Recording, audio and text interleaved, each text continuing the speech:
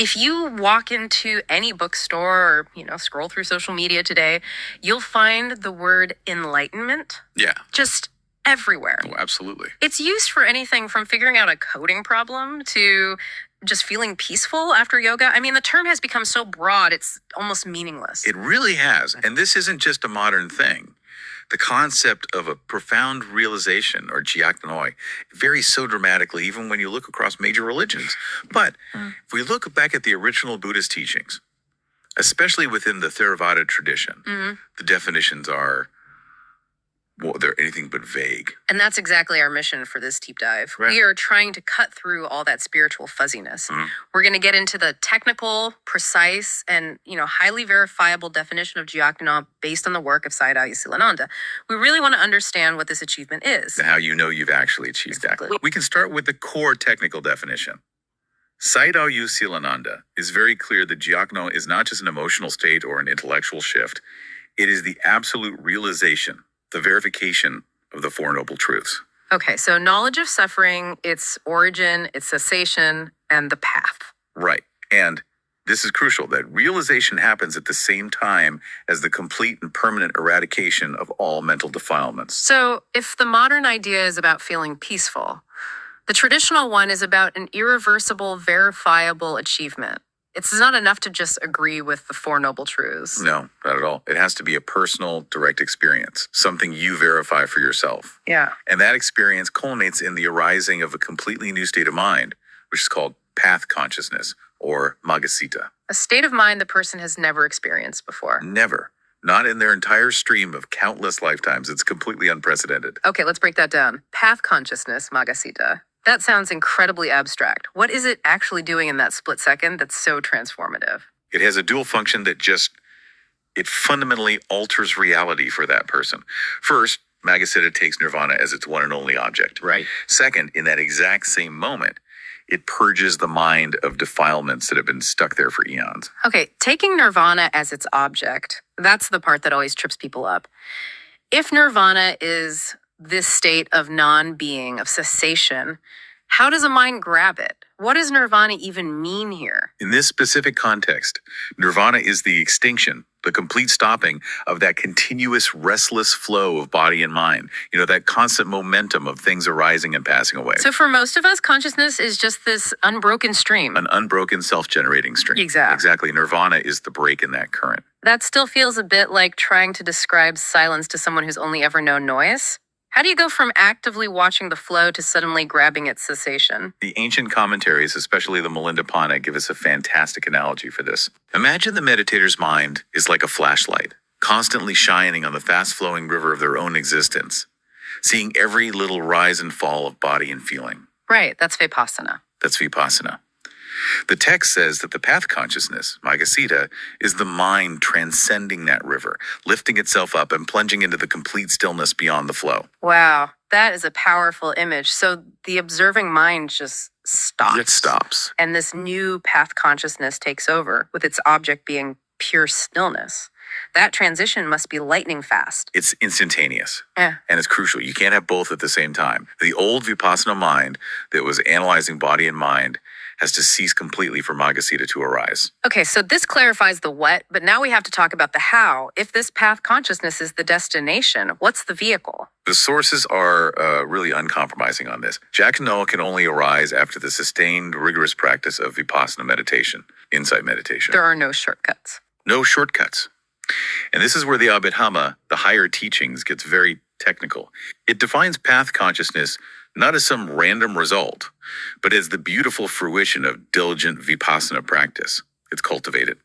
The Abhidhamma even has a name for this switch itself, right? The mind-changing lineage. Yes, that's the exact moment consciousness shifts from the mundane stream, the stream of an ordinary person, to the noble stream, the stream of a saint. And that jump can only happen after all the preparatory work in Vipassana. It's the only way. The insight has to be there first. This brings us to a common spiritual idea, a cliche really. This concept of sudden, instantaneous enlightenment. The Hatnyan Dengbo we read about. Right, like with Khandana at the Buddha's first sermon. Exactly. It sounds like a spiritual shortcut.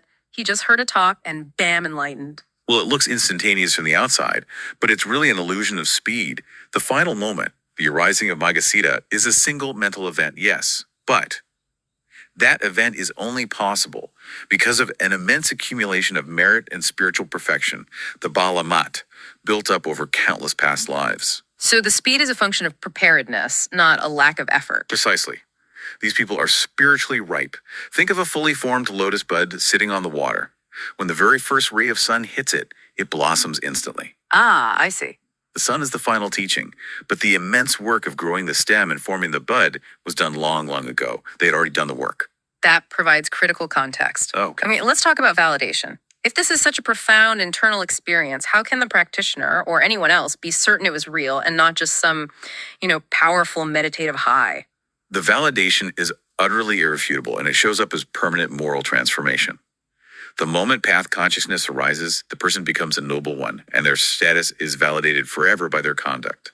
And we're talking about more than just, trying to be a good person here. Oh, much more. We are talking about the automatic, complete, and permanent stopping of any violation of the 5 precepts. Killing, stealing, sexual misconduct, lying, and intoxicants. Yes. A truly enlightened person no longer needs willpower to avoid these things. The mental root that would even consider those actions is just severed.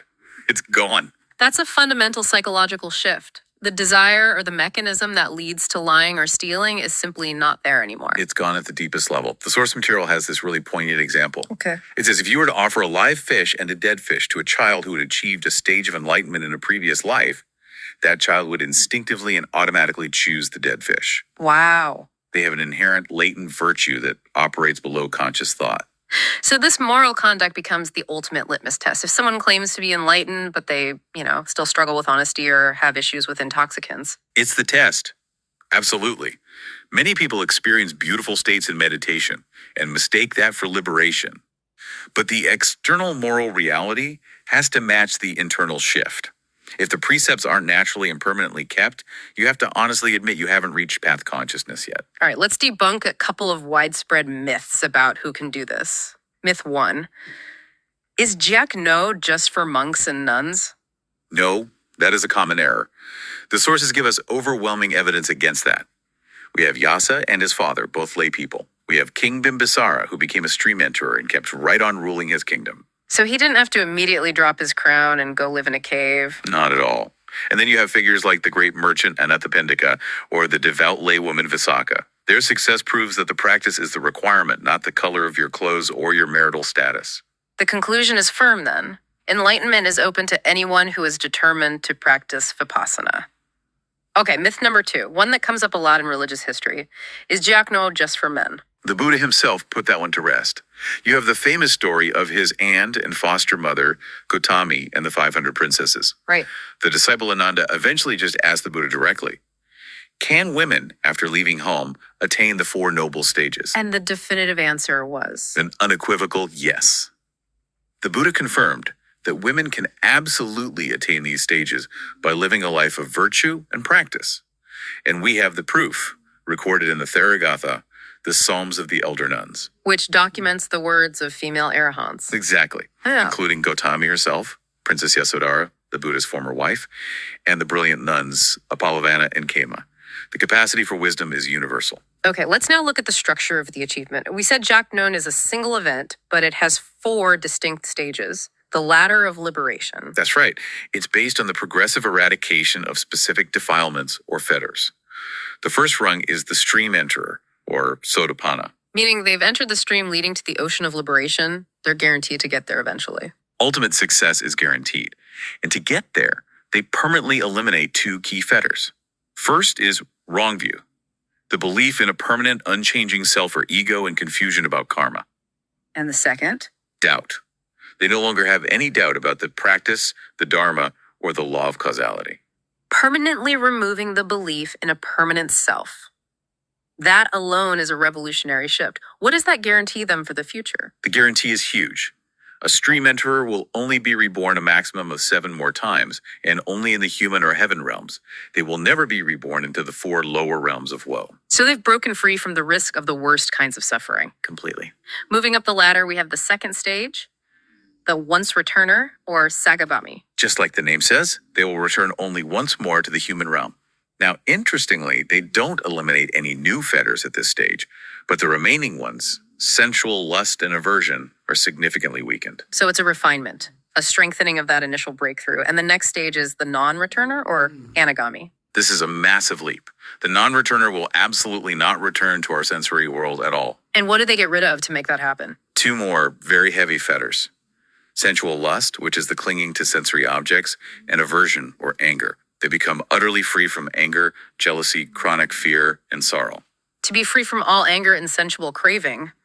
That sounds like liberation already. Where do they go from there? They're reborn in the higher, refined, immaterial world, the Brahma heavens, and from there, they achieve final liberation. And that brings us to the very top, the 4th stage, the arahant, the worthy one. The arahant is the perfected being.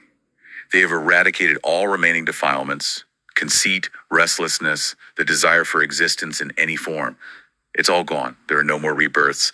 This body is the last one. The analogy of the lamp comes to mind here. It's a perfect analogy. The lamp's flame goes out when the oil and wick are used up. The mind of the arahant is no longer fueled by craving and clinging, so when the body dies, the cycle of birth and death just ceases. Okay, so if the arahant has achieved full purification, what is the subtle difference between an arahant disciple and the Buddha himself? It sounds like splitting hairs. It is subtle, but it's profound. The Buddha's attainment included unique wisdoms like all knowledge and great compassion. But the most interesting distinction is this concept of the trace of old habits, the vasana. Right, that spiritual inertia you mentioned. Precisely.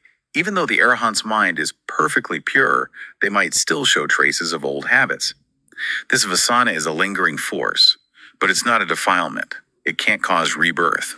The Buddha, however, eradicates both the defilements and the vasana. So the mind is pure, but old physical or verbal habits might still cast a faint shadow, like a washed wine bottle that no longer has any wine but still has the faint scent. That is the perfect analogy. The purification is complete, but some of the old programming might still show up in non-harmful ways.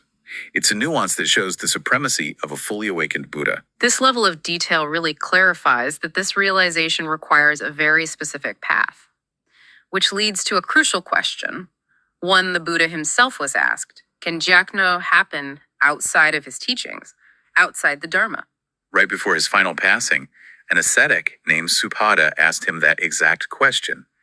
He wanted to know if other teachers claiming enlightenment were legitimate. And what was the Buddha's advice? He told him to look at the method, the path. He said that any teaching that lacks the eightfold path, right view, right intention, all the way to right concentration, will not produce those who achieve the 4 noble stages. Which brings us right back to where we started. The Eightfold Path is the method, and it's realized through Vipassana. That's the fundamental truth. The path itself dictates the result. So what does this highly technical, structured definition of Jhaknam really mean for someone practicing today? It means we have to understand that the final goal of the Dharma is the complete escape from all suffering. We shouldn't be content just keeping the precepts or enjoying the temporary bliss of deep meditation. Even rebirth in the highest heavens is still sin to, it's still in the cycle. The purpose is to strive relentlessly for that final arahant stage. This has been a phenomenal deep dive. It really grounds this often vague concept of enlightenment in a precise, verifiable, and morally validated process. A path achieved through Vipassana, open to absolutely everyone who commits to the Eightfold Path. And that leaves us with one final thought, going back to that idea of asana, the spiritual traces. If even the fully purified mind of an arahant might still show these subtle, non-binding tendencies built up over eons, what does that teach us about patience? It suggests that the deep-seated habits of consciousness take monumental effort to shed completely. If enlightenment itself doesn't erase all the external smells, maybe we should approach the lingering imperfections of others and our own with immense compassion, recognizing the sheer scale of the work required for ultimate freedom.